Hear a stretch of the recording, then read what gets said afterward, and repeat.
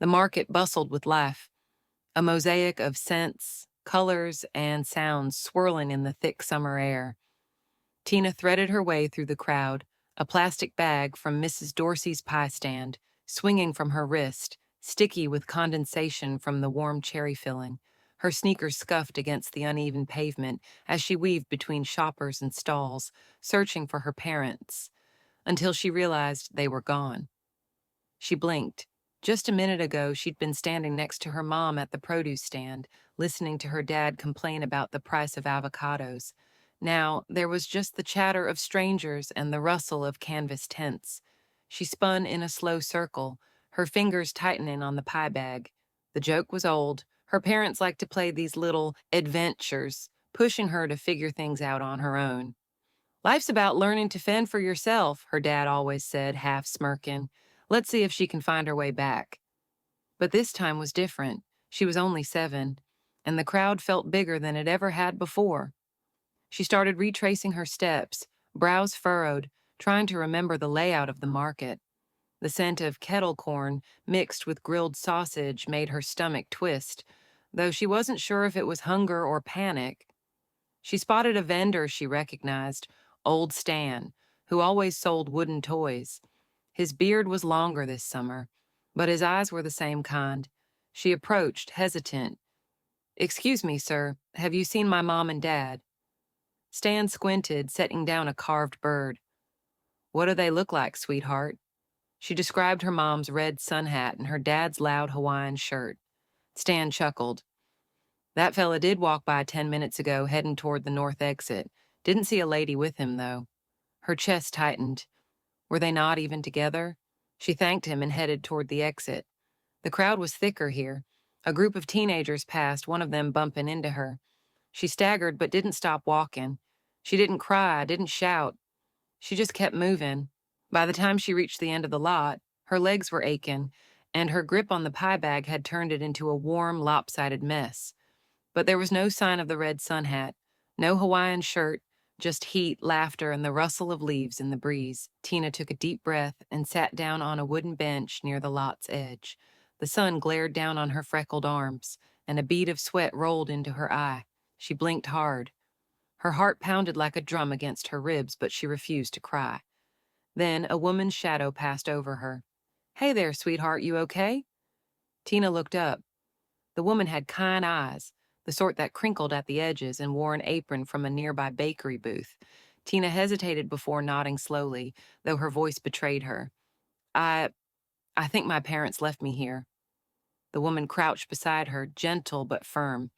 "You stay right there. I'm going to get someone, okay?" Tina gave the smallest nod. It wasn't long before a market manager and a local sheriff arrived.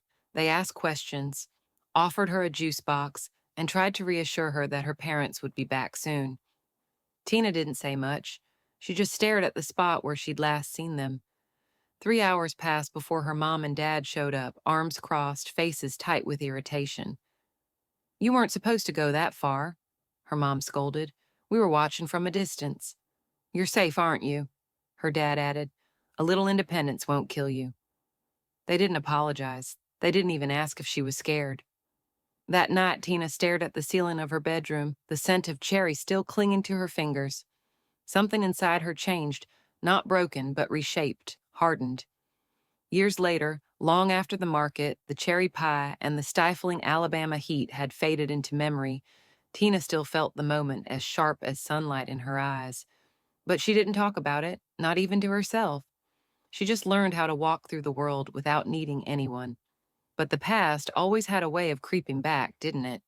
And tomorrow morning, she would open her inbox and see her father's name for the first time in 15 years. The email subject line read simply, "It's been too long." Tina stared at the screen, her morning coffee forgotten and cooling beside her keyboard. The cursor blinked at the end of her father's name, David Harlow, like a silent challenge. She hadn't seen or spoken to him in 15 years, not since she packed up her secondhand Honda and left Montgomery for good. Now, out of nowhere, a message. No greeting, no apology. Just those 4 words, hanging there like a test she didn't sign up for. She clicked it open, heart slow and steady. Her fingers hovered over the trackpad. Hi, Tina. I hope this finds you well. Your mother and I are coming through Tennessee next week. We'd love to meet for lunch if you're available. Thought you might want to reconnect. Life's too short. Taka. There was no mention of why now, no reference to the years of silence or the phone calls she never returned. Just a suggestion of lunch, like nothing had happened, like she hadn't spent her 20s unlearning the shape of his voice. Tina leaned back in her chair, the creak of the leather making the room feel smaller. Outside the cafe window, Nashville moved at its slow, deliberate pace. Retirees walked small dogs, students sipped lattes under shady oaks, and the autumn breeze carried the distant scent of cinnamon from the nearby bakery.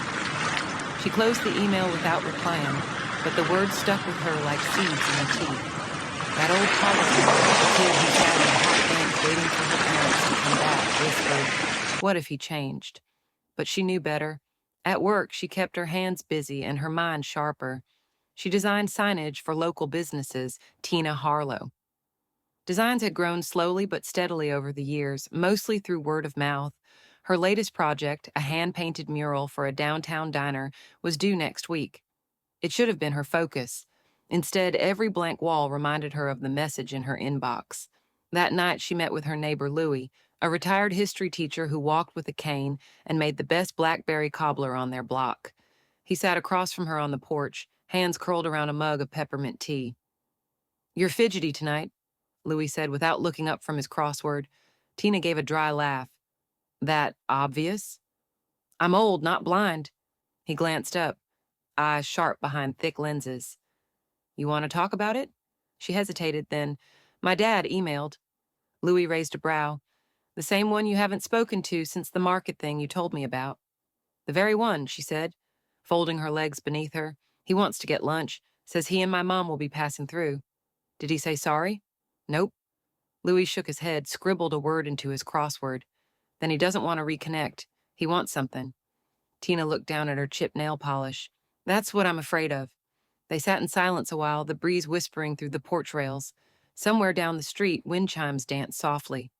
You don't owe anyone the cost of your peace, Louis said after a moment. It should have settled something. But that night she dreamed of cherry pie and empty parking lots. She woke with her sheets tangled around her legs and her chest tight. The next morning she typed a reply. It was brief, polite. Dear Dad, I'm available next Thursday at 1 p.m. There's a diner on Main called Mabel's, nothing fancy, but the meatloaf's good. She stared at it for a long time. Then she hit send. 3 days later, she walked into Mabel's, the bell above the door ringing its usual high-pitched hello. The smell of coffee and bacon grease greeted her like an old friend. Booths lined the walls, their red leather seats cracked in places. A waitress behind the counter gave her a nod. Tina chose a booth near the back, facing the door. She ordered a coffee and waited. The din of the diner wrapped around her, forks clinking, a baby laughing, the low hum of country music from the jukebox. At exactly 12:59, the bell rang. And there he was, David Harlow had aged. His hair was thinner, shoulders stooped, but the way he scanned the room hadn't changed. Calculating, distant. He spotted her and gave a small wave before making his way over. Tina, he said as he slid into the booth. Dad. They sat in a silence thick enough to butter. A waitress came by with menus. David smiled at her, ordered a black coffee. Tina just nodded. I like this place, he said, looking around. Has a real old soul feel. Tina didn't respond. He cleared his throat. So, how have you been? She tilted her head. 15 years and that's what you open with? His smile faltered. I just thought. No, she interrupted. You thought wrong. He sat back, looking wounded. Tina, we didn't mean to hurt you. You were always so independent, even as a kid. That wasn't independence, she said, voice low. That was survival. The waitress returned with their drinks. Tina sipped hers slowly, letting the heat ground her. David drummed his fingers against the table. We came because we're in a tough spot, he said finally. Your mom, she's not well, and I lost a lot of money in some bad investments. There it was. Tina didn't flinch. So this isn't about reconnecting. It's about needing help. He didn't deny it, just looked down at his coffee. She sighed. You left me in a crowded market, alone at 7. It was a joke, he muttered. A lesson? No, she said quietly. It was abandonment, and I learned it well. The bell above the door rang again, but neither of them looked up. David's jaw tightened. You always were dramatic. Tina leaned forward, her eyes steady. And you always were selfish. The tension between them crackled like ice beneath weight. He opened his mouth to speak, but then the waitress returned, placing their plates down. Meatloaf and mashed potatoes for him, just toast and eggs for her. She stared at the butter slowly melting. I didn't come here to forgive you, she said. I came to see if you were man enough to say sorry. The words hung there, daring him. He didn't speak. Tina picked up her fork. Then her phone buzzed on the table. Unknown number. She frowned, slid it closer, and read the message preview. Your mother is in the hospital. Please call me. She didn't need to open the message to know who it was from. Tina stared at the screen, her thumb hovering above the notification. The fluorescent lights of Mabel's diner buzzed overhead, casting a sterile glow across the table. Her father sat across from her, unmoving, as if the air had thickened between them. He hadn't seen the message, but something in her stillness made him pause mid-bite. Everything okay? He asked, his tone cautiously neutral. She didn't answer right away. Instead, she slowly flipped her phone over face down on the table. Her appetite had vanished. I need to go, she said quietly, pushing her plate away. He blinked. Go where?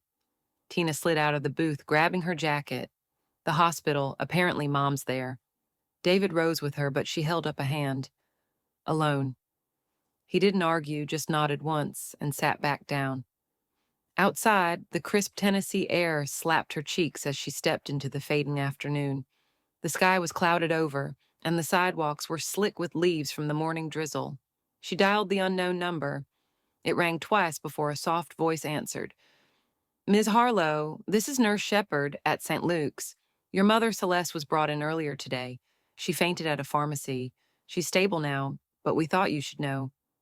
Tina swallowed, her voice steady despite the churn in her stomach.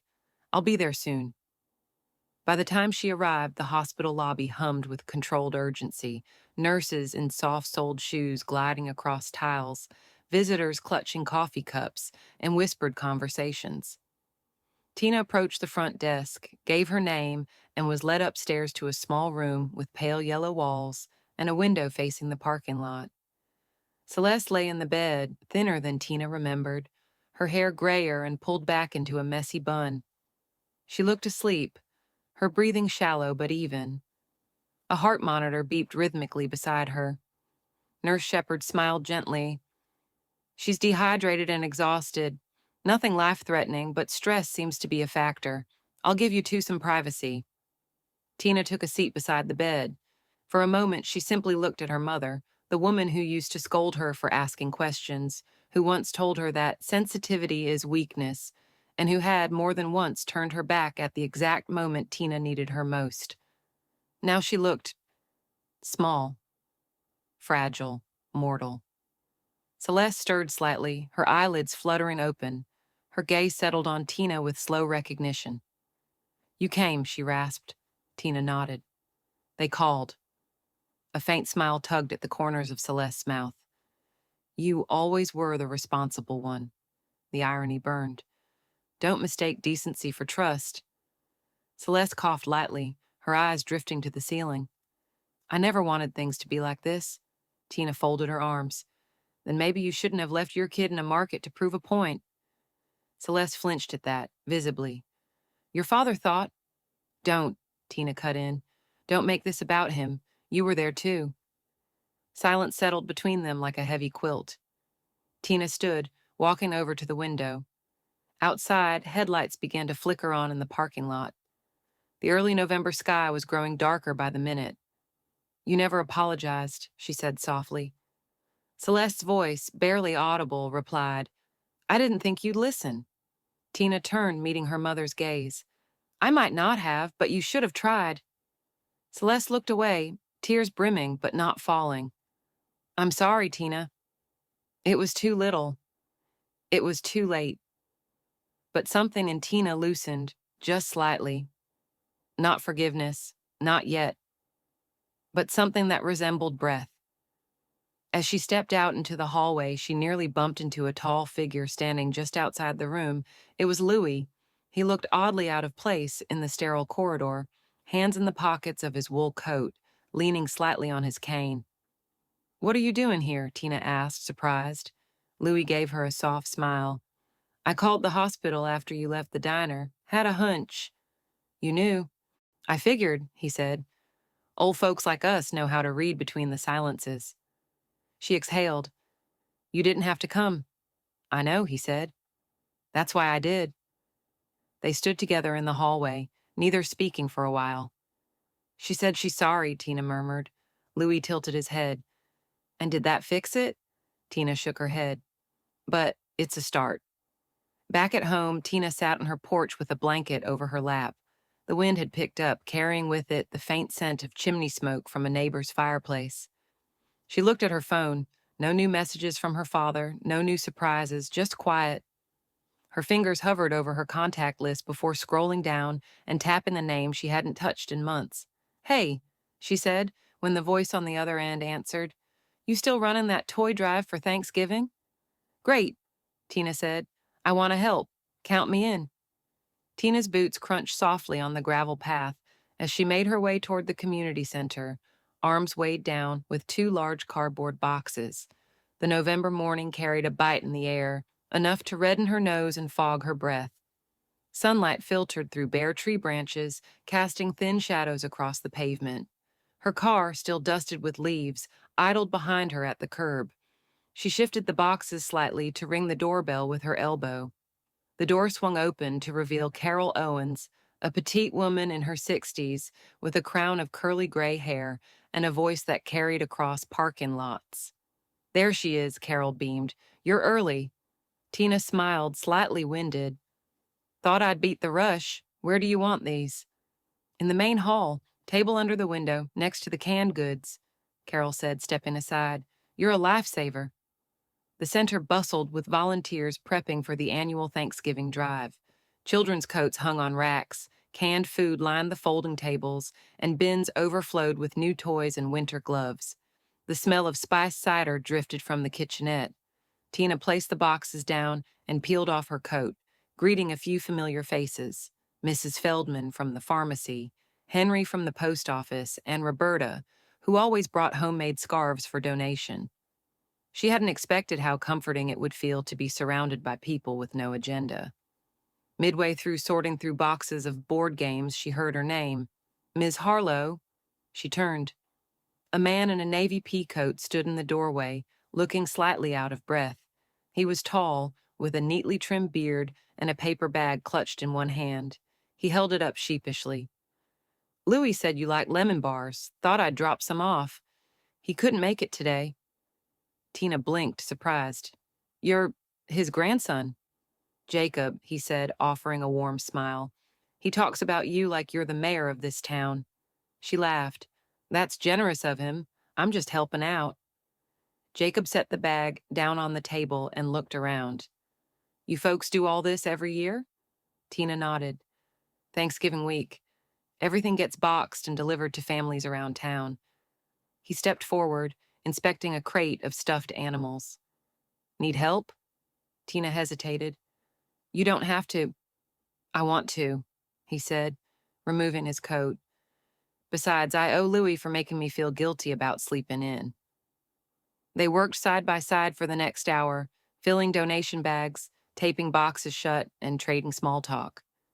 She learned he'd recently moved back from North Carolina, where he'd worked as a chef. His mother had passed 2 years prior, and Louis's health had brought him home. "He's stubborn," Jacob said, glancing up from a roll of packing tape. "But I guess that's the only reason he's still here." "He's sharp," Tina said.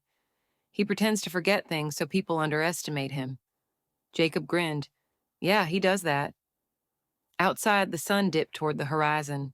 A golden haze filtered through the windows, casting a soft glow across the center. As they finished labeling the final box, Jacob leaned against the table. "So what made you decide to help this year?" Tina wiped her hands on her jeans. A few things, she said slowly, but mostly it just felt like time. She didn't elaborate, and he didn't push. Carol reappeared, arms folded.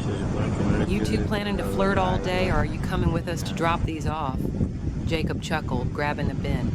I'm in. Tina rolled her eyes, but she was smiling. Later that evening, as Tina pulled into her driveway, she spotted an envelope tucked under the mat at her front door. No return address. Her stomach tightened.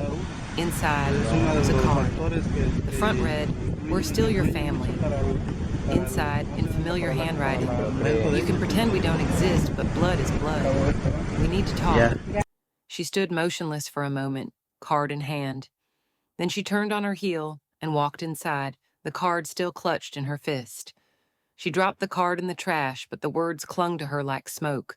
We need to talk. Tina hadn't meant to go to the diner that morning, but something about the card left her restless, needing coffee and noise to drown out the past.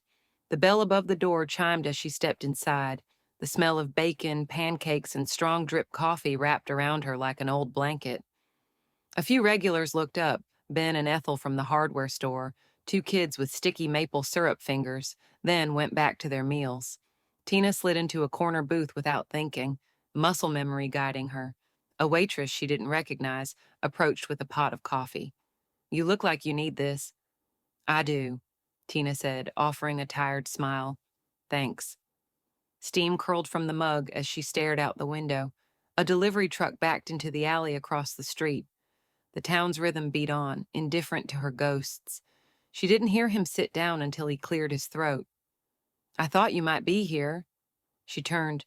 Jacob, scarf loosened around his neck, slid a folded paper across the table. I didn't read it, but it was taped to Louie's door this morning. Thought you should know. Tina stared at the envelope, familiar handwriting again. Another one? Jacob nodded. They're persistent. She took a long sip of coffee before picking up the note. The message was short. We're coming to town. You can't hide behind charity work forever. Jacob studied her face. You okay? Tina folded the paper neatly, then tucked it under her plate. They don't want to talk. They want control. Same as always. He leaned back, watching her. So, what happens if they show up? I don't know yet, she admitted. But they're not getting past my front door. Later that day, the community center was humming again, this time with families picking up Thanksgiving baskets. Tina worked the check-in table, while Carol manned the cider station. Jacob helped carry boxes out to cars. In the late afternoon, a black SUV pulled up outside. Tina's heart sank. The back door opened first. A woman stepped out. Polished hair, pristine coat, heels too sharp for small-town sidewalks. Then came the man, taller, stiffer, same frown etched into his face from decades past. Her parents. They scanned the parking lot. Her mother spotted her first and froze. Her father squinted like he wasn't sure. Tina didn't move. Her hands remained on the clipboard, her breath tight in her chest. Carol leaned closer. Friends of yours? Tina shook her head, slowly. Just people passing through. Her parents approached anyway. Well, her mother said, brushing non-existent dust from her sleeve. This place is quaint. Tina met her gaze calmly. Why are you here? To see you, her father said gruffly. We left messages. You didn't reply. I did, she said, by not replying. Her mother's smile was thin. You've made a name for yourself, helping the needy, giving out boxes. You always did like playing the hero. Tina felt her jaw tighten. People here don't see kindness as weakness. Her father stepped closer. We need to talk in private. No, Tina said flatly. Not here, not ever. Her mother's voice dropped. Don't be dramatic. You were always sensitive. Jacob appeared beside her, calm but steady. Is there a problem? Her father bristled. This is family business. Tina's voice didn't waver. Then take it somewhere else. For a beat, the silence stretched. Her mother exhaled sharply. You'll regret this. Tina didn't look away. I already did, once. They turned. No hugs, no apologies. just the soft sound of heels fading on concrete. As the SUV pulled away, Tina realized her hands were trembling, but not from fear, from release.